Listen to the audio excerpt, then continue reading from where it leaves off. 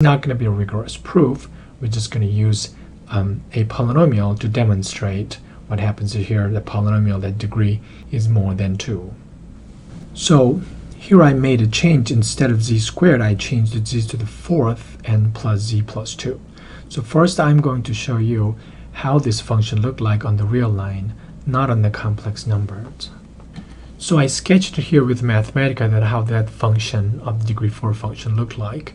Although it's only showing in between -2 and a +2 here, it is actually true if you look beyond the -2 and a +2 here, it'll never come back down and cross x-axis. So if that's true and it is not crossing visually here in between -2 and a +2, so it does not have real solution. But fundamental theorem of algebra says that there is going to be complex solutions. So this part here is a demonstration of the complex plane going to the complex plane. So this is where the complex number z lives, and this is where a complex number w lives. So let me change the cursor. Alright, I think I changed the cursor. So this means here is the complex number 0, the z is 0, and under that map it is going to 2 here. Remember, the constant term of the polynomial z to the 4th plus z plus 2 is 2. So if you plug in z equals 0, that goes to 2. So that's what happened. So if I increase a little bit, it shows that we're looking at not everything, just a complex number around the 0 here. So if I send this one, which is pretty much 0.2 or something, that will go to somewhere here. And if you try all the other values in here, they land in somewhere in this circle in here. This red one is a target. We want to figure out somewhere in the complex plane that's going to hit the 0. So that complex number goes to 0, and that's what we want to guarantee. So if I play with this theta, it shows that as I go around the circle, that's what happened to the w part.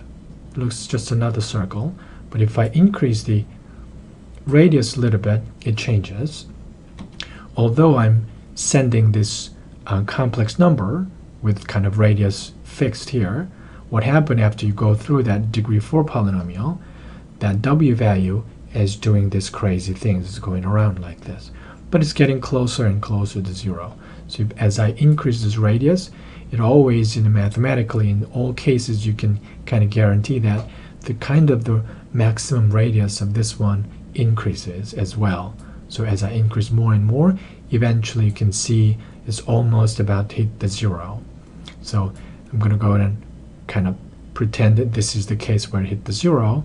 So if you look at r value, so when r is roughly 1.078, and then here and somewhere in this angle theta, it's going to hit that point here. So if I play with this angle theta, you can see that retracts and figure out and exactly what angle is going to hit that 0, for example. Somewhere in between here, if I look at the theta value and around 2.53 radian, around that value, this complex, whatever this radius and theta value is, this is rough location of complex number z under that function is going to map closely to that 0 in here.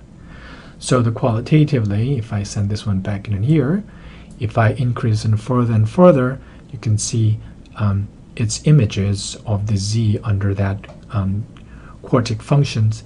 This radius, minimum maximum radius, is getting bigger and bigger, so qualitatively kind of eventually passes this point here, such that you can guarantee that, although it's difficult still to compute exactly where it is set to 0, but it was roughly about here, but qualitatively kind of guarantees that if you assume lots of things, that you can kind of see that where it passes through.